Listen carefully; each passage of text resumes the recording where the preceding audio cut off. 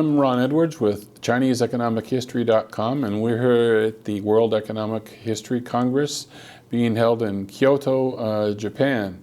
And today we're quite honored and pleased to have Professor Bin Wong interviewed as a part of our series of Chinese economic historians. Professor Bin Wong has a PhD from Harvard, and he is currently the Distinguished Professor of History at UCLA and Director of UCLA's Asia Institute.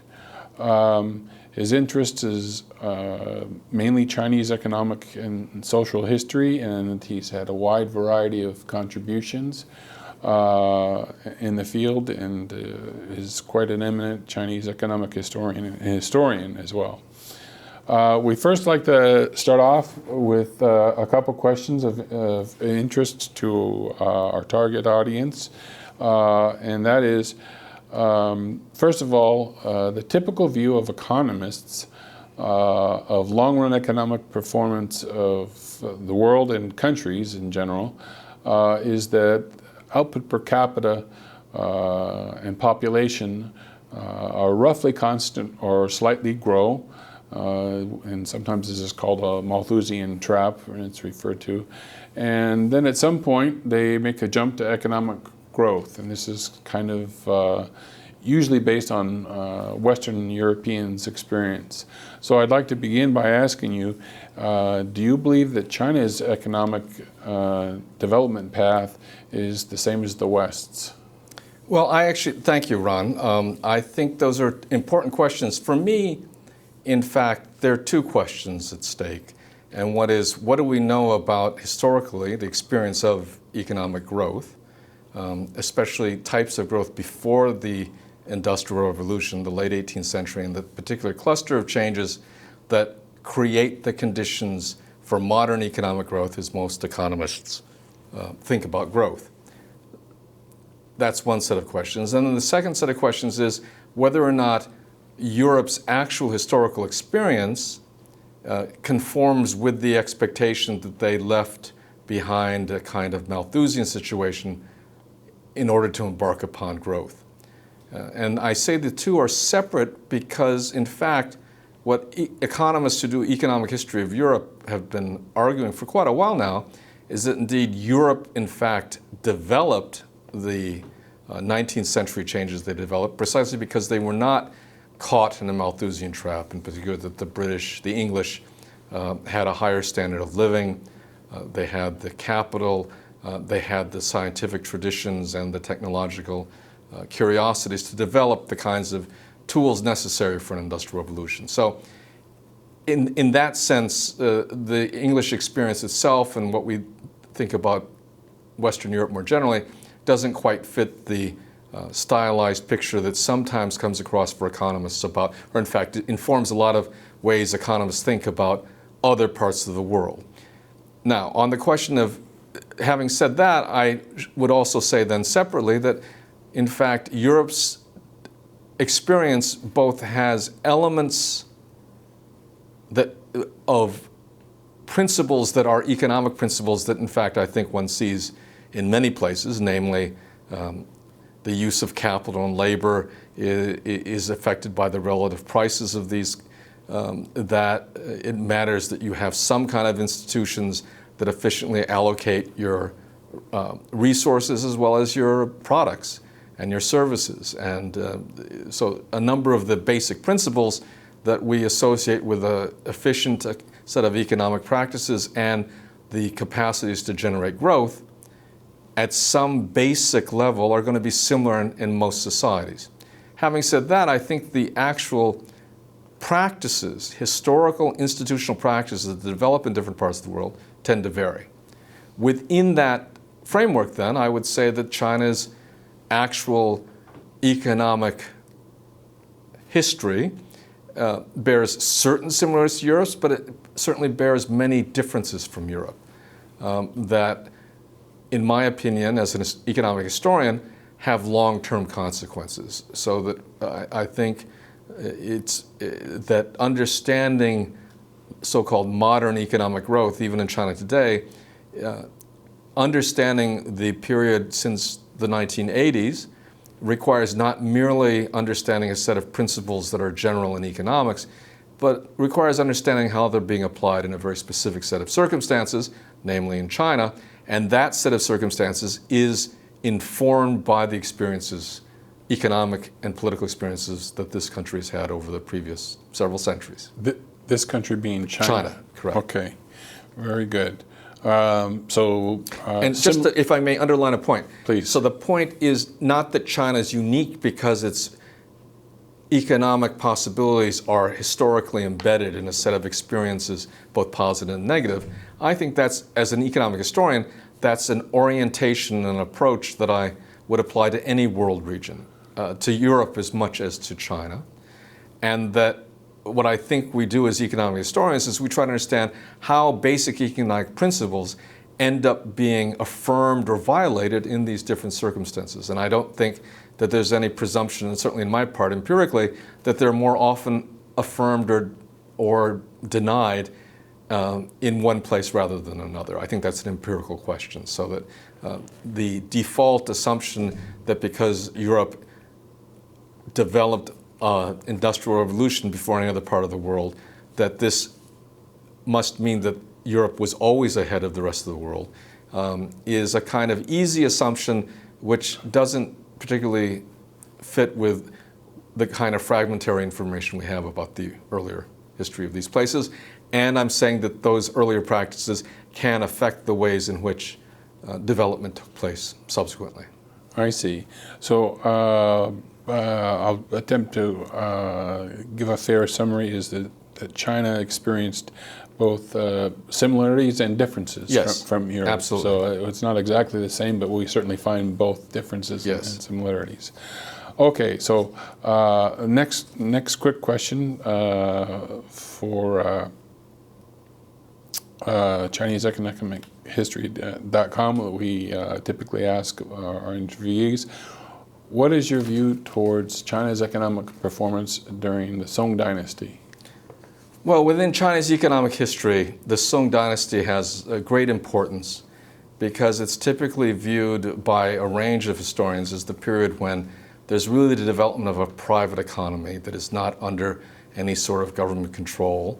And we see the expansion of markets, of commercial organizations, and this is sort of powered by increases in agricultural productivity, the introduction of and spread of paddy rice agriculture, improvements in certain kind of craft technologies.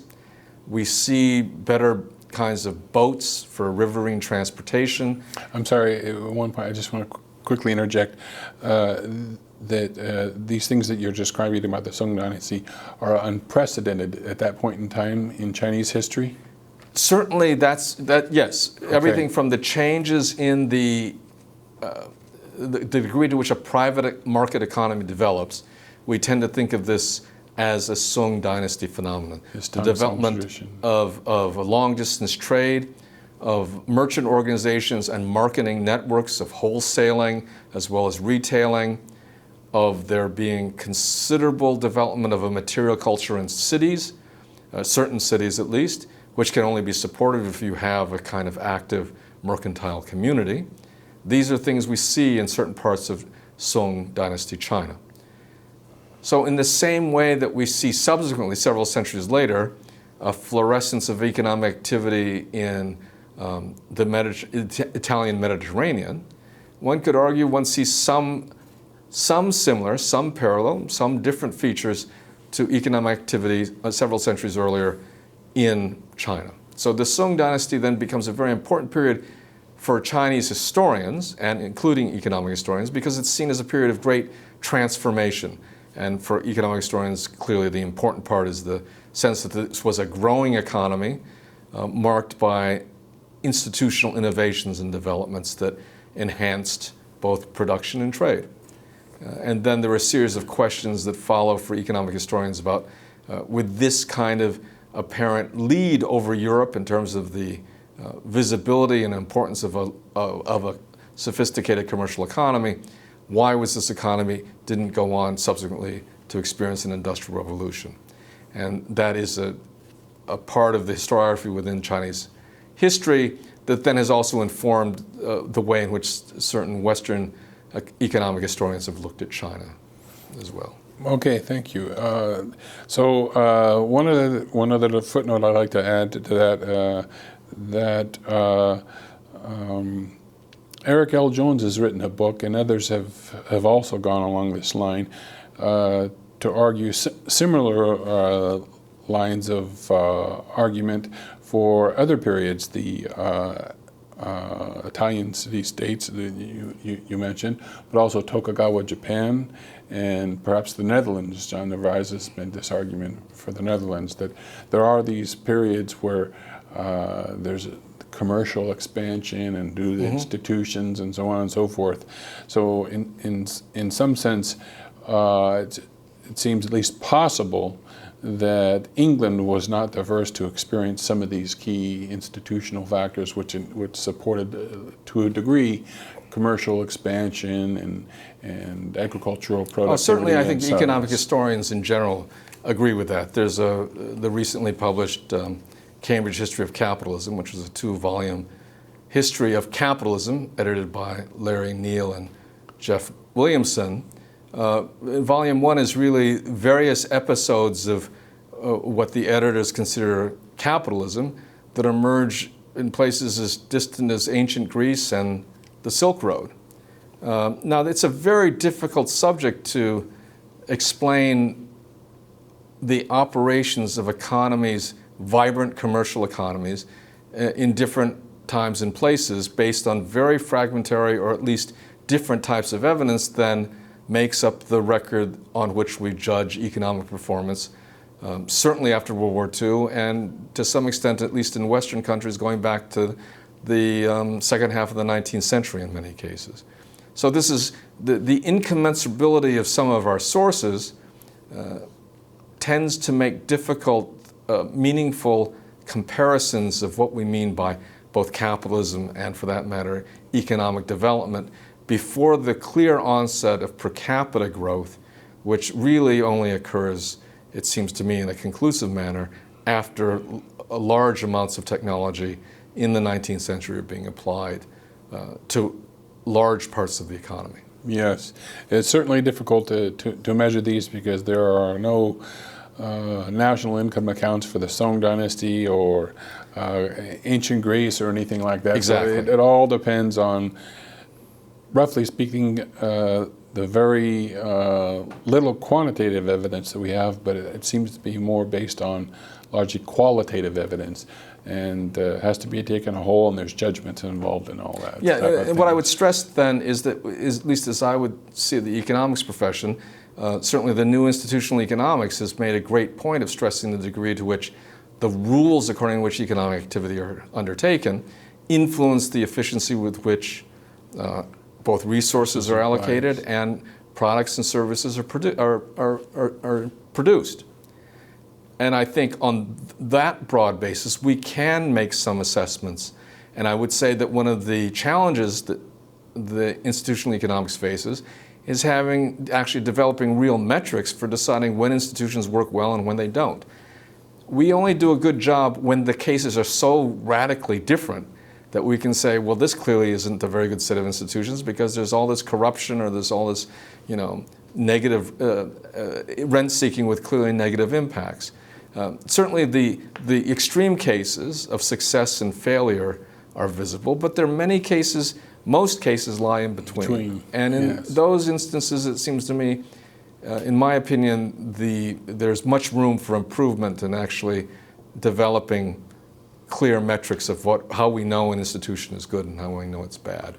Well, that's very interesting. I find myself in complete agreement, actually, that since we don't have good measures of objective quantitative evidence or clear qualitative evidence, that we should throw institutions into the mix and see how institutions, what we think institutions, what type of institutions might give rise to what incentives. But that's a difficult job, but I think the good fight, and I think I agree with that. Yes. So enough of our questions. What we'd like to do now is concentrate on your work and give you an opportunity to explain to economists some of your work. And I'd like to start with one of your most influential books, China Transformed, which began with, as a basis, European historical experience. And you took these basic ideas in the book and tried to relate them to how China performed. And could I ask you to please So this is a book that was published in 1997 in both English and Chinese, and it's still in print and being for sale and being bought in both those countries, both English-speaking countries and in China. It's a book that starts from the premise that many of our ideas about modern societies, in particular the formation of national states and the development of capitalist economies, is really a set of generalizations built around the European experience. So this affects both the disciplines of economics and political science especially, but also for that matter sociology and certainly the practice of history. In the book, I try to suggest a range of ways in which, in fact, we can see both similarities and differences between China and Europe, which are of great consequence to explaining why it is Europe as a world region that develops a set of competitive war-making states, which is so basic to what become national states and their dynamics in Europe, and why China is able to create an empire. And over a 2 millennia period, it's not that there's continuous empire, but empire is rebuilt several times, and there becomes a sort of path-dependent direction to the use of ideas and institutions that fit the ruling of an agrarian empire. And those turn out to be very different and with very different consequences for both politics and economics. And in fact, following that book, I published in 2011 with Jean-Laurent Rosenthal a book entitled Before and Beyond Divergence, The Politics of Economic Change in China and Europe. And that book, in some sense, from my perspective, and I think Professor Rosenthal probably agrees with this, though we don't particularly discuss it explicitly, is, from my point of view, for me, it's an extension and elaboration and a precise effort to think about the kinds of institutions that did matter in China, why some of the reasons given for China failing to develop when Europe did, which are based on institutional differences, we can't see the significance of the institutional differences to actual economic practices in any persuasive manner. They're more or less assumptions or assertions that because Europe had certain types of institutions, be they social or political, these must have helped economic growth. And we furthermore find that cases where we think we can talk about, and argue certainly, that institutions may in fact be different in the two places, but that the institutions to some extent can be substitutes for each other. So that to say that Chinese institutions are different than European institutions is really a different proposition than saying they're worse. And I think, again, what the challenge is in terms of institutions is to have metrics of deciding how well institutions perform. And in the pre-industrial world, that's something of a challenge because we lack the quantitative metrics that we would like to have that allow one to think of the indicators with which economists necessarily and understandably are most familiar, and upon which we rely in order to reach judgments about certainly contemporary and even modern economies. That is, economies since World War II, and in cases where good data exists going back to the 19th century. I see. As I understand, you've also embarked on a new project, Global Economic History of the Long 19th Century, and in which you try to relate this period of economic history to some current issues, including those of China, U.S., and the European Union. Please, Well, please. so the two are somewhat related, though. Let me say what each is about and why this would be a pitch for why history really does matter to understanding economics.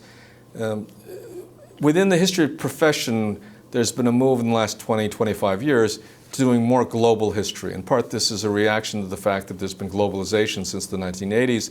We've been living in a period driven by the economics of the situation, wherein there are clearly far more connections, much more shared institutional frameworks among economies in the world, especially following the collapse of the Soviet Union, the reconstruction of Eastern Europe, much more along capitalist lines, and with the tremendous and remarkable set of changes that have taken place in China, and then since the 1980s, which has yielded the highest rates of sustained economic growth, unprecedented in world history, and especially for us on the demographic and spatial scale that occurred in China. And this has happened, and there are great debates within and without China over how to characterize these specifically, but it's quite clear that these developments have taken place.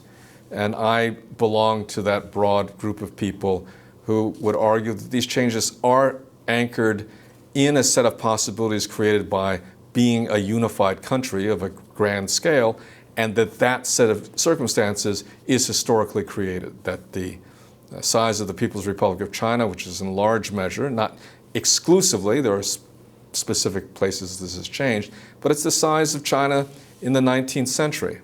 And we should remember that the map of Europe is redrawn all the way through the 19th century. For that matter, Germany isn't created until the last 3 decades of the 19th century, and only after bitter wars between who's going to lead a German confederation between the Prussians and the Austrians. And we can look at all the parts of Europe. The number of times the map of Europe was redrawn, first by Napoleon's conquest in the early 19th century, again by the emergence of Germany, and for that matter, the emergence of Italy as a unified state. And it was redrawn again after World War I. And indeed, it's been redrawn since, both by the collapse of certain kinds of countries, such as the former Yugoslavia, and most importantly, since the end of World War II, the emergence of the European Economic Community, based on coal and steel in the early 50s, an aspiration for economic integration, and politically motivated by the desire to keep Germans from rising into a position of industrial strength from which could be derived military power, to the first instance in which Europe is again aspiring, and these days under great uncertainty, to forming a political union that would make Europe almost as large as China, with perhaps 2/3 the population. So what I'm actually alluding to here is a kind of subject to which I've moved since completing, or I'm finishing a short book, a long chapter. It comes out in 2 forms as part of a world history project that both Harvard and C.H. Beck, a German publisher, are planning. And so hopefully within the next year there will be a Harvard World History in several volumes. The 19th century volume of the 4 chapters in this large book, the 180-page chapter on economic history will be one that I've authored. But from that then, as I say, I've been moving to, I just was mentioning the importance of the European Union as a phenomenon in the post-World War II world, or the culmination of changes since the end of the Second World War. And from a global economic history point of view, we now have a would-be polity in Europe that is approaching the size of China. And for the first time, really, since the Han and Roman empires, we have political formations at either end of Eurasia which are similar in size spatially and similar in populations. In fact, the Roman and Han empires, both at their height, had roughly 60 million people, which in global historical terms at that point in time were just remarkably large. Now, they were organized very differently, but politically, and their economies were bounded by the same limitations of a pre-industrial world and the kinds of technologies available at that point in time, but they were by no means the same kind of economies. Having said that, it's striking that the economic histories and general histories of of the Roman Empire and the Europe of which it was, in a sense, the emblematic polity in that period, and the Chinese Empire, their histories for the next several thousand years are quite different. The next 2,000 years, China recurs in the construction of empire, and today we have in China a polity that is roughly the size of China at its greatest extent, built in the 18th and early 19th centuries. And in Europe, after the fall of the Roman Empire, we have various degrees of fragmentation that in some sense persist until the formation of the European Union. Now, I'm not suggesting that anyone looks at a map. The European Union is not literally physically the same territory as the Roman Empire, but it is the successor in the sense that it's a polity of a size in this part of the world, which is finally something on the scale of a China again. So one of the things I'm really interested in is trying to understand how are polities organized when they're large. It seems to me that in terms of in the world today, we have the United States, the EU, and China as three very large polities, each of which has a very important economy. Arguably, those are taking the EU's economy as a whole, along with the United States economy and China's economy. These are clearly the three most important economies in the world. And they have different histories institutionally that affect their economic options and possibilities today as well. And those are in some sense politically informed or defined. And in the spirit of this book I did with Jean-Laurent Rosenthal in 2011 called Before and Beyond Divergence, which is about the politics of economic change, I'm interested in following up a related set of questions today and in the future, but one wherein I hope to be able to gather different working groups of academics and possibly some policy type people to look at how certain types of issues are addressed in each of these three places, and economic issues, and how these are influenced by the institutional structures politically and economically that are dominant in these three world regions. And what I hope that will help show is what are the kind of principles that are common and that we can think of as general principles, and how are the way principles get translated into practice in very distinct ways because of the institutions that exist in these places. And to what extent can we imagine sort of the circulation or the movement of best practice amongst these places. What I'm reacting to in part, and I've been doing this since roughly the mid-90s in different kinds of meetings in Europe and in Asia, I'm reacting to, and I think this is a particularly American kind of assumption, we have no problem as American social scientists in assuming that we have a set of best practices that should move and become adopted elsewhere. So in the study of China, for instance, we have no problem imagining that however we organize anything in terms of our firm structure, our corporate structures, or for that matter, our political institutions, that these are best practices that should just translate to somewhere else.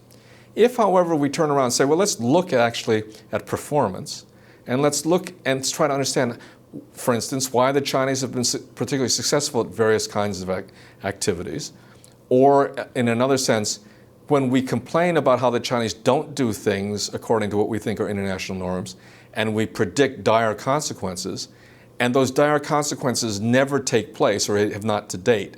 So for instance, economists have criticized state-owned enterprises for the last 30 years, have criticized the fragility of the banking system and the interference of political criteria with the manner in which it operates, and have long argued that without immediate and effective reforms, that the banking system would collapse.